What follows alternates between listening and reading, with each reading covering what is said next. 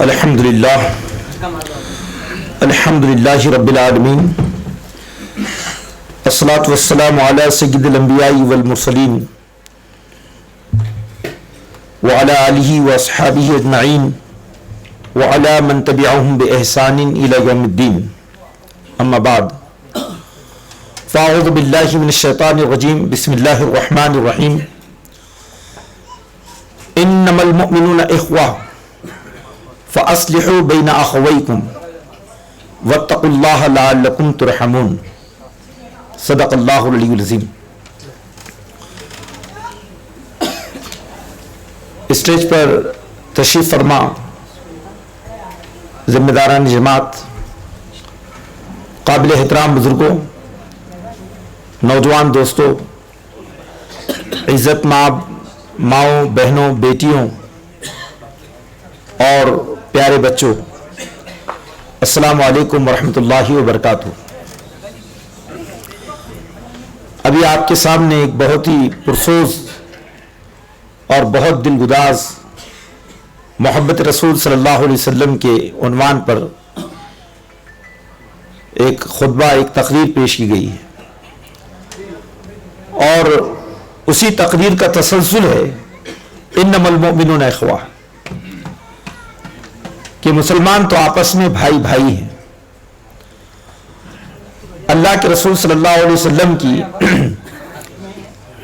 تعلیمات کا جو نمایاں ہمارے سامنے وصف ہے یا اس کا مظہر ہے،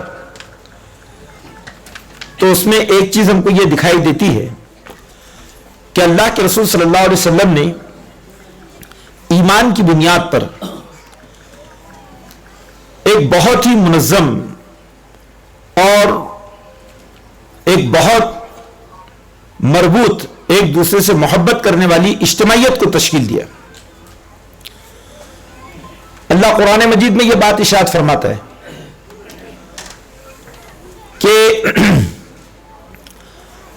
اللہ تعالیٰ نے مسلمانوں پر جو فضل عظیم، احسان عظیم فرمایا ہے، تو اس کی دو شکلیں۔ ایک شکل تو یہ ہے کہ اللہ تعالیٰ نے مسلمانوں کو آتش دوزخ سے بچایا ہے، اور دوسری شکل یہ ہے کہ اللہ نے ان کی صفوں میں اتحاد و اتفاق اور باہمی الفت و محبت کو ڈال دیا ہے۔ یعنی اللہ نے اپنے نعمت عظیم کو اس میں بیان فرمایا ہے۔ آپ دیکھیے سورہ آل عمران آیت نمبر 102، وَاذْكُرُوا نِعْمَةَ اللَّهِ عَلَيْكُمْ إِذْ كُنْتُمْ أَعْدَاءً فَأَلَّفَ بَيْنَ قُلُوبِكُمْ، کہ اللہ کی اس نعمت کو یاد کرو، یعنی اللہ کی نعمت خاص جو اللہ نے مسلمانوں پہ کی ہے۔ وہ کیا ہے کہ تم اسلام کے نازل ہونے سے پہلے، قرآن کے نزول سے پہلے ایک دوسرے کے دشمن تھے،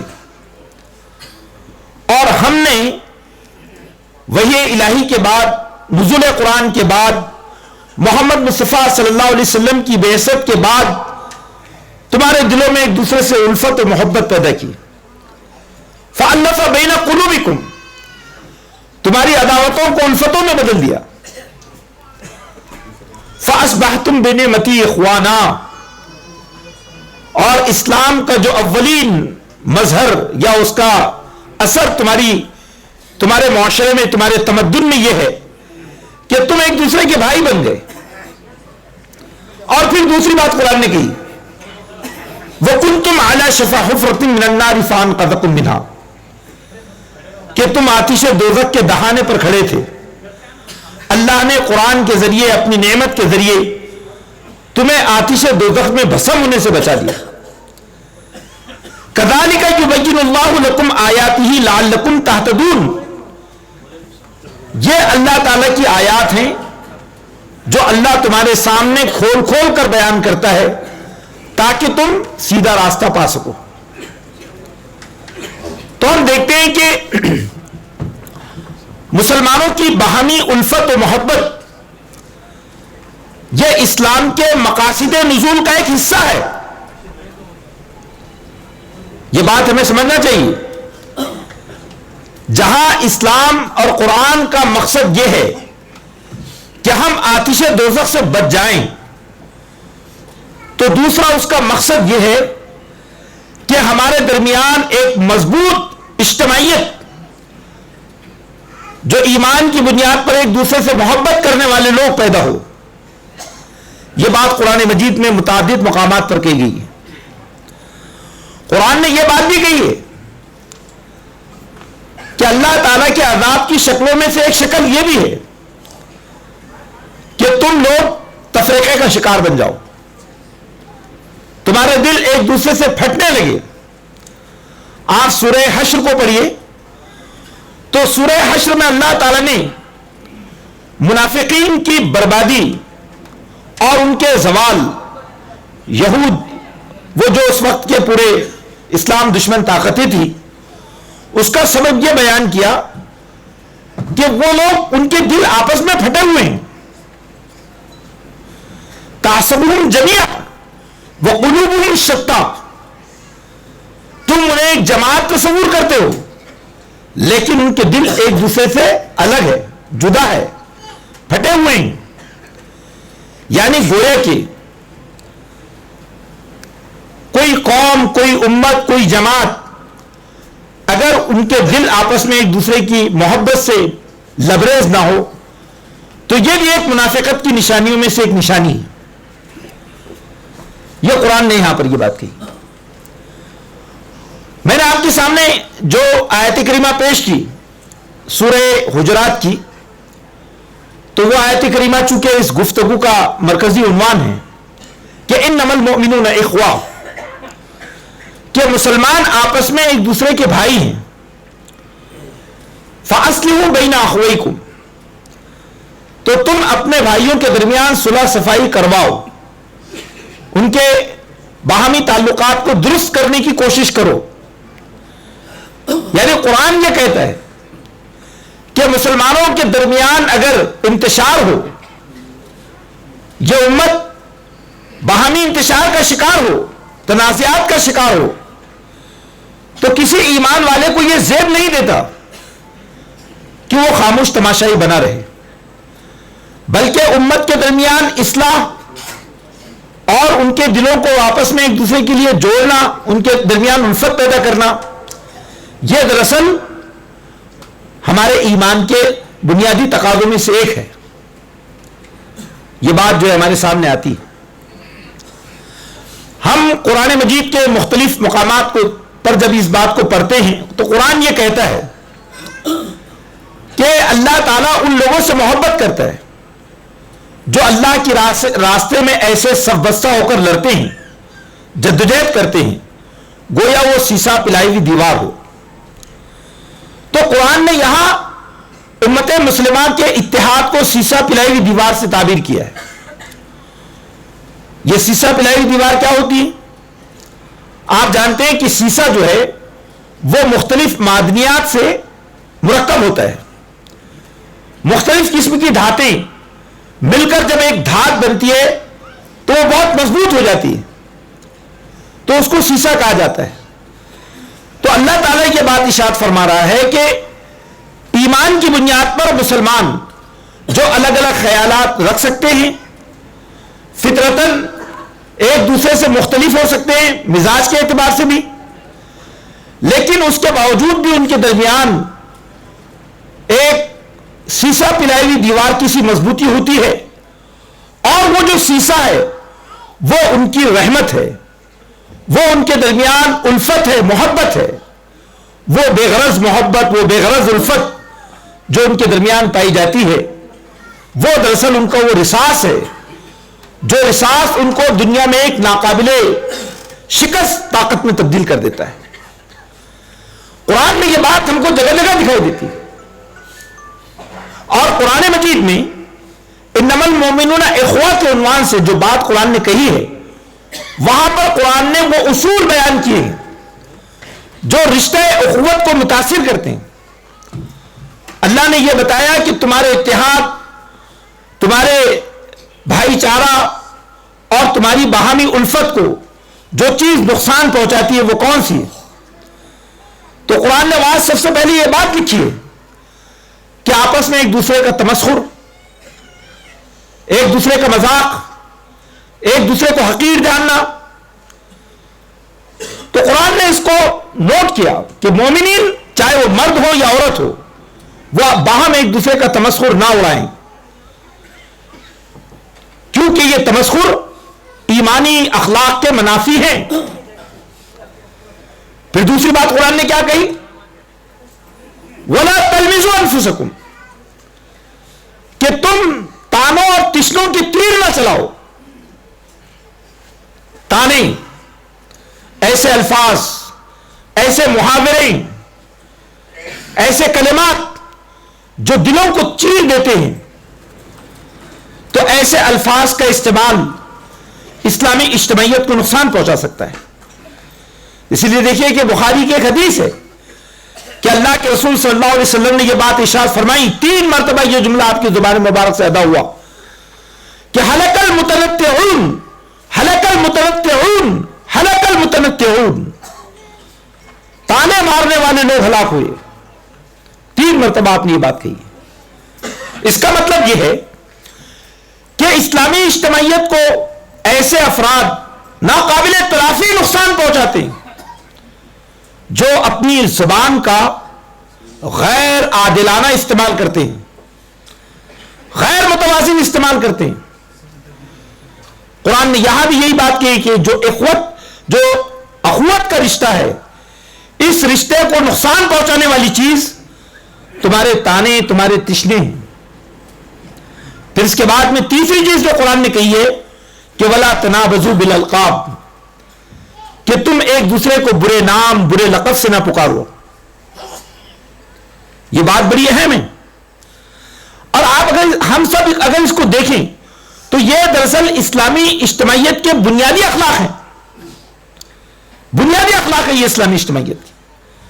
اگر یہ اخلاق افراد میں پائے جائیں تو وہ محاسن اخلاق کے مجسم ہوتے ہیں، اور اخلاق یہ اگر اجتماعیت میں پائے جائیں تو وہ اجتماعیت دنیا کے اندر صحیح معنوں میں محمد عربی صلی اللہ علیہ وسلم کی ذات اقدس کا پرتو ہوتے ہیں. ایک دوسرے کو برے لقب سے پکارنا، ہم دیکھتے ہیں کہ آج کل یہ معمول بن گیا ہے مسلکوں کی بنیاد پر، جماعتوں کی بنیاد پر، کہ ہمارے محلے، ہمارے پڑوس، جگہ جگہ ایسے کمنٹ پاس کیے جاتے ہیں کہ جس کے نتیجے میں ہم اس بات کا اندازہ ہی نہیں کرتے ہیں کہ یہ برے القاب، یہ برے ناموں سے پکارنا، اس کے نتیجے میں اسلامی معاشرے کو باہمی کتنا جو ہے نقصان پہنچ رہا ہے. اسلامی معاشرے کی جڑیں کیسی کمزور ہو رہی ہیں. قرآن نے یہ کہا کہ بئس الاسم الفسوق بعد الایمان، ایمان لانے کے بعد فسق میں، گناہ میں نام پیدا کرنا بہت بری بات ہے.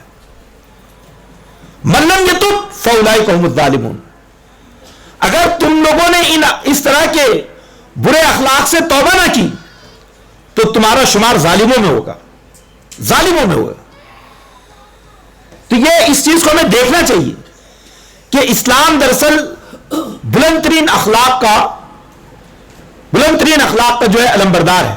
آپ دیکھیے کہ اسلام کے اندر 2 چیزیں ہم دیکھتے ہیں، ایک تو ہے اس کے قوانین، تعزیراتی قانون، اس کے حدود، اس کی فقہ، اس کی شریعت، اور دوسرے اسلام کے اخلاق. تو یہاں پر قرآن نے یہ بات کہی ہے کہ اسلامی اجتماعیت کو نقصان پہنچنے والی یہ چیزیں، اور اس کے بعد میں 3 چیزوں کا اور ذکر کیا. لوگوں کے بارے میں بدگمانیاں، تجسس، اور لوگوں کی ٹوہ میں پڑ جانا. ایک دوسرے کی ٹوہ میں ہم دیکھتے ہیں کہ ہماری خاندانی زندگی میں جو چیزیں بربادی لاتی ہیں اس میں بدگمانی اور تجسس اور غیبت، یہ تینوں جو ہے وہ باطنی امراض، وہ خفیہ گناہ کہ جو گناہ دکھائی تو نہیں دیتے لیکن پیٹھ پیچھے یہ گناہ جو ہے اتنا نقصان پہنچاتے ہیں کہ اس سے دراصل دلوں میں نفرت پیدا ہوتی ہے اور معاشرہ تباہی کی طرف چلا جاتا ہے. یہ قرآن نے کہا ہے. بزرگان محترم اور دوستو، میں آپ کو اس نقطے کی طرف لے جانا چاہتا ہوں کہ جب اللہ کے رسول صلی اللہ علیہ وسلم مکہ میں تھے تو مکہ میں اللہ کے رسول صلی اللہ علیہ وسلم نے اسلام کے بنیادی نظریات کو، اس کے عقائد کو، اس کی تعلیمات کو صحابہ کرام کے سامنے پیش کیا، اور صحابہ کرام کو یعنی قرآن کی جو آیات تھی، قرآن کی آیات کو ان کی زندگیوں میں عملی طور پر اس کو اتارا، اس کو نافذ کیا. یہ ایک چیز ہمارے سامنے آتی ہے. لیکن جب اللہ کے رسول صلی اللہ علیہ وسلم مدینہ تشریف لے گئے تو مدینہ میں پہنچنے کے بعد آپ نے دراصل اسلام کے اس بلند ترین جو اس کا ماڈل ہے اخلاقی، اس کی بنیاد پر مدنی معاشرے کی تشکیل کی. اس میں بہت سی باتیں ہیں. اگر ہم مدنی معاشرے کی خصوصیات کا مطالعہ کریں تو اس میں بہت سی چیزیں ہمارے سامنے آتی ہیں. لیکن ایک بات تمام روایتوں میں ہمیں برابر دکھائی دیتی ہے کہ اللہ کے رسول صلی اللہ علیہ وسلم نے مدینہ میں مواخات کا نصب فرمایا. مواخات، مدینہ میں جو معاشرہ تھا اس معاشرے کے درمیان رشتہ اخوت کو پائیدار بنایا. اور جانتے ہیں ہم کہ مدینہ میں صحابہ کرام مختلف مقامات سے تشریف لائے تھے، ہجرت کر کے الگ الگ علاقوں سے، الگ الگ قبیلوں سے مدینہ میں پہنچے تھے. اور اس معاشرے میں اس معاشرے کے اندر جو ایک قبیلہ پرستی پائی جاتی تھی، وہ عصبیتیں پائی جاتی تھی. لیکن اللہ کے رسول صلی اللہ علیہ وسلم نے اس معاشرے کے اندر رشتہ اخوت کو ایک منظم طریقے سے رواج دیا. اس کو مواخات کہتے ہیں. ایک کام آپ نے یہ کیا. ایک دوسرا کام آپ نے کیا کیا کہ آپ نے پڑوسیوں کے حقوق پیش کیے کہ پڑوسیوں کے حقوق کیا ہے. یہ پڑوسیوں کے حقوق کو اس قدر وضاحت کے ساتھ پیش کیا گیا کہ لوگ یہ سمجھنے لگے کہ کہیں اللہ کے رسول صلی اللہ علیہ وسلم یعنی وہ اس حدیث جبریل میں یہ بات آتی ہے کہ ہمیں ایسا لگا کہ اللہ کے رسول صلی اللہ علیہ وسلم جو ہے وہ جبریل علیہ السلام کے آپ کو یہ اشارہ نہ فرمائے کہ پڑوسی بھی وراثت کا حقدار ہوتا ہے، کہیں یہاں تک بات نہ پہنچ جائے. اس قدر پڑوسیوں کے سلسلے میں حساس بنایا گیا. پھر اس کے بعد میں ہم اس بات کو دیکھتے ہیں کہ مدینہ میں انفاق کے جذبے کی پرورش کی گئی. یہ انفاق کا جذبہ کیا تھا؟ یہ انفاق کا جذبہ دراصل مسلمان آپس میں ایک دوسرے کے بھائی بنے، ایک دوسرے کی ضروریات کو پورا کریں، اس کے لیے انفاق کا پورا نظام قائم کیا گیا.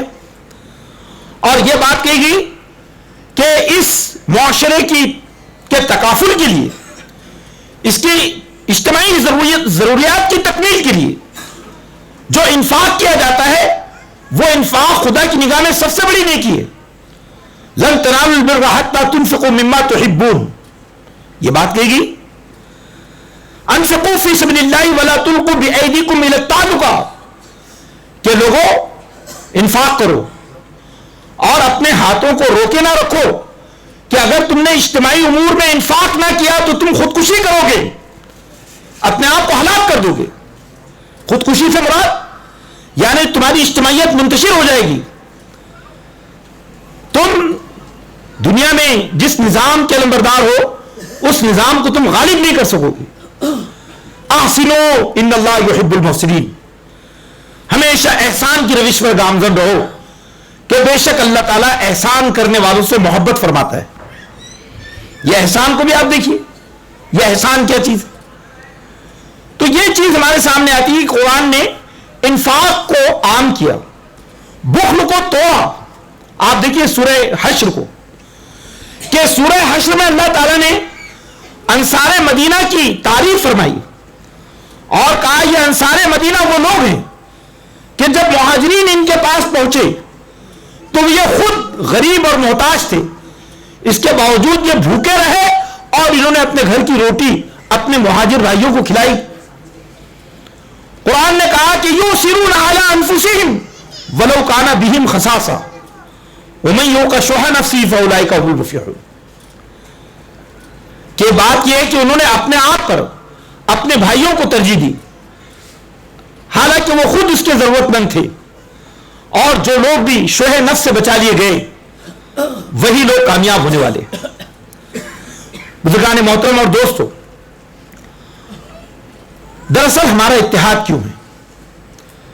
ہم خیر امت کی حیثیت سے زمین میں جو برپا کیے گئے، تو ہمارا مقصد یہ ہے کہ ہم عالم انسانی کے سامنے خدا کے سفیر، اس کے ترجمان اور اس کے گواہ بن کر اٹھے۔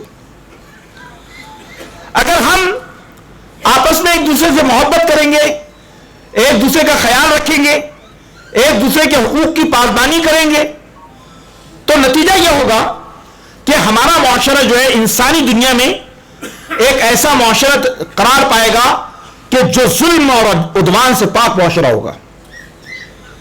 اور یہ کب ممکن ہے؟ یہ اس وقت ممکن ہے کہ جب ہم ایمان کی بنیاد پر، کلمے کی بنیاد پر ایک دوسرے سے سچی محبت کریں۔ نبی پاک صلی اللہ علیہ وسلم نے ایمان کی بنیاد پر امت مسلمہ کو ایک جسد واحد سے تعبیر فرمایا۔ جس طرح ایک جسم، کسی بھی جسم کے حصے میں کوئی کانٹا چبھ جائے تو پورا جسم اس کے درد میں شریک ہوتا ہے، تو اللہ کے رسول نے اسی طرح اسلامی اجتماعیت کو قرار دیا ہے کہ سارے مسلمان ایک دوسرے کا درد محسوس کرتے ہیں۔ جس کی طرف گزشتہ خطاب میں آپ کو اشارہ دیا گیا کہ فلسطین میں ہمارے جو یتیم ہیں، جو بیوائیں ہیں، وہاں کے جو شہداء ہیں، وہ سب کے سب دراصل ان کے ذریعے ہماری بھی آزمائش ہے کہ ہمارے دل میں ان کے لیے کیا سوچ ہے، کیا تڑپ ہے۔ اب دوسری بات جو میں آپ سے عرض کرنا چاہتا ہوں یہ ہے کہ امت مسلمہ دراصل یہ اپنی ذات کے لیے نہیں برپا کی گئی، بلکہ اس امت کا اتحاد، اس امت کی اجتماعیت، یہ عالم انسانی کو صحیح خطوط پر عالم انسانی کے تمدن کو استوار کرنے کے لیے برپا کی گئی۔ اللہ تعالیٰ نے یہ جو بات ارشاد فرمائی کہ خیر امہ، کہ تم ایک خیر امت ہو، کہ تمہاری ذات میں خیر رکھا گیا ہے، اور وہ خیر اس لیے تمہاری ذات میں رکھا گیا تاکہ تمہاری ذات خدا کی زمین پر عالم انسانی کے لیے رحمت اور محبت کا اور جو ہے ان کے مسائل کو حل کرنے کا سبب بنے۔ یہ قرآن جگہ جگہ کہتا ہے۔ ہم بات کرتے ہیں امت میں اتحاد پیدا ہو، امت میں اخوت ہو، امت ایک دوسرے کے مسائل کو سمجھیں، بلکہ اللہ کے رسول صلی اللہ علیہ وسلم نے تو یہ بات ارشاد فرمائی کہ وہ شخص ہم میں سے نہیں ہے کہ جس کو ہمارے مسائل سے دلچسپی نہیں، یعنی جس کو مسلمانوں کے مسائل سے دلچسپی نہیں ہے، وہ گویا کہ اپنے آپ کو وہ نبی صلی اللہ علیہ وسلم کا سچا امتی نہیں ہو سکتا ہے۔ تو جو بات میں آپ سے عرض کر رہا ہوں وہ یہ ہے کہ آج موجودہ حالات میں سب سے پہلا کام تو ہمارا یہ ہے کہ ہم کلمے کی بنیاد پر اپنی صفوں میں اتحاد کو تشکیل دیں۔ ہم ایک دوسرے سے جو دوریاں ہیں اور جو فاصلے ہیں اس کو پاٹنے کی کوشش کریں۔ آپ دیکھیے کہ جب رسول خدا صلی اللہ علیہ وسلم عرفات کے میدانوں میں آپ نے جو خطاب فرمایا آخری خطبے میں، تو آپ نے امت مسلمہ کے اتحاد کی 3 بنیادیں بیان فرمائی۔ آپ نے فرمایا کہ من صلی صلاتنا واستقبل قبلتنا واکل ذبیحتنا فهو منا، کہ جس نے ہمارے ساتھ نماز پڑھی، جس نے ہمارے ذبیحہ کو کھایا اور جس نے ہمارے قبلے کی طرف رخ کیا، وہ ہمارا ہے، یعنی گویا کہ امت مسلمہ کا وجود ہے، اس کا حصہ ہے۔ تو بھائیو، ایسے حالات میں ہمارا سب سے بڑا کام یہ ہے کہ ہم امت کے درمیان اتحاد اور اتفاق اور باہمی الفت کو قائم کرنے کے لیے سنجیدہ کوششوں کا آغاز کریں، اور اس کے لیے اس بات کی ضرورت ہے کہ ہم اپنے گھروں میں بھی کبھی اپنے بڑوں کے بارے میں، دوسری جماعتوں کے بارے میں، علماء کرام کے بارے میں، قائدین کے بارے میں منفی گفتگو نہ کریں۔ منفی گفتگو کہ آپ لوگوں کے کردار، آپ جو ہے لوگوں کی شخصیتوں کو سبوتاز کریں، آپ جو ہے پیٹھ پیچھے غیبتیں کریں، یہ سب چیزیں دراصل اتحاد کو نقصان پہنچانے والی ہیں۔ آج سوشل میڈیا میں ہم اس بات کو دیکھ رہے ہیں، تو ان چیزوں کو بھی ہمیں سمجھنے کی ضرورت ہے۔ اور دوسری بات جو میں نے آپ کے سامنے عرض کی ہے کہ اس ملک میں ہمارا اتحاد دراصل عالم انسانی کے مفاد میں ہے۔ یہاں پر بسنے والے جتنے انسان ہیں ہم ان سارے انسانوں کو دراصل ہم یہ چاہتے ہیں کہ وہ ہدایت کو پائیں، وہ سیدھے راستے پر چلیں، ان کے درمیان پائے جانے والے اختلافات دور ہوں. یہ ہم سب کا مشن ہے. ان کا درد ہم سمیٹیں، ہم ان کے درمیان خدا کی رحمت کے طور پر ہم اپنے آپ کو ان کے درمیان پیش کریں، ہم ان کے مسائل کو حل کرنے کی کوشش کریں، کیونکہ انسانوں کے درمیان جو درد ہے اس درد کو مومن کا دل سب سے زیادہ محسوس کرتا ہے. ہم دیکھتے ہیں کہ رسول خدا صلی اللہ علیہ وسلم کی تعلیمات ہم کو یہ بتاتی ہیں کہ اللہ کے رسول نے کہا کہ لوگوں، میں تمہاری کمر کو پکڑتا ہوں اور تمہیں آتش دوزخ میں گرنے سے بچاتا ہوں، اور تمہارا حال یہ ہے کہ تم گرنا چاہتے ہو. تو وہ ایک پورا واقعہ اللہ کے رسول نے اس کا ایک منظر بیان کیا. تو ہمیں بھی اس بات کی ضرورت ہے کہ ہم اپنے اتحاد اور اتفاق کے بعد اس ملک کی تعمیر میں، یہاں کے سماج کی تعمیر میں، یہاں کے انسانیت کے مسائل کو حل کرنے میں اپنے مومنانہ کردار کو ادا کریں. بھائیو، یہ چند باتیں جو انما المؤمنون اخوہ کے عنوان سے میں نے آپ کے سامنے پیش کی. پہلی بات تو یہ ہے کہ اللہ تعالیٰ یہ کہتا ہے کہ قرآن مجید کا جو مقصد نزول ہے، اس کا سب سے بڑا تاثر یا اس کا سب سے بڑا اثر جو انسانی معاشرے میں دکھائی دیتا ہے وہ الفت و محبت کی شکل میں دکھائی دیتا ہے. یہ اللہ نے جو اپنا ذکر قرآن نازل کیا ہے، اس کا اولین ایفیکٹ تمہاری اجتماعیت پر یہ پڑا کہ تمہارے دل ایک دوسرے کی محبت اور ایک دوسرے سے الفت میں، تمہارے دل جو ہے لبریز ہے، بھرے ہوئے ہیں، ایک دوسرے کے دل میں الفت و محبت ہے. اور دوسرے قرآن مجید کے ذریعے تم آتش دوزخ سے بچ گئے. آپ دیکھیے اللہ نے اپنی اس کو نعمت کے طور پر پیش کیا. دوسری بات آپ کے سامنے یہ پیش کی گئی کہ مومنین باہم ایک دوسرے کے بھائی ہیں، اور اس رشتے اخوت کو جو چیز نقصان پہنچاتی ہے وہ ایک دوسرے کو حقیر جاننا، ایک دوسرے کا مذاق اڑانا، ایک دوسرے پہ تانے کسنا، زبان کا بے لگام استعمال، اور لوگوں کو برے القاب سے یاد کرنا، بدگمانیاں پیدا کرنا، لوگوں کے بارے میں غلط گمان رکھنا، تجسس، غیبت، چغلیاں، اور اس کے ساتھ ساتھ قرآن نے کہا کہ نسلی تفاخر کو بھی قرآن نے وہاں بیان کیا. اور پھر اس کے بعد میں نے آپ کے سامنے یہ بات رکھی ہے کہ اللہ کے رسول صلی اللہ علیہ وسلم نے مدینہ میں جو اسلامی معاشرہ اور اسلامی اسٹیٹ قائم کیا، اس میں آپ کی ترجیحات میں یہ چیز شامل تھی کہ مسلمانوں کا رشتہ اخوت مضبوط سے مضبوط کیا جائے، نئی بلندیوں پر پہنچایا جائے، اور اسے ایک بنیاد مرصوص سیسائے پلائی ہوئی دیوار میں اس امت کو جو ہے تبدیل کیا جائے. اور اس کا مقصد کیا ہے؟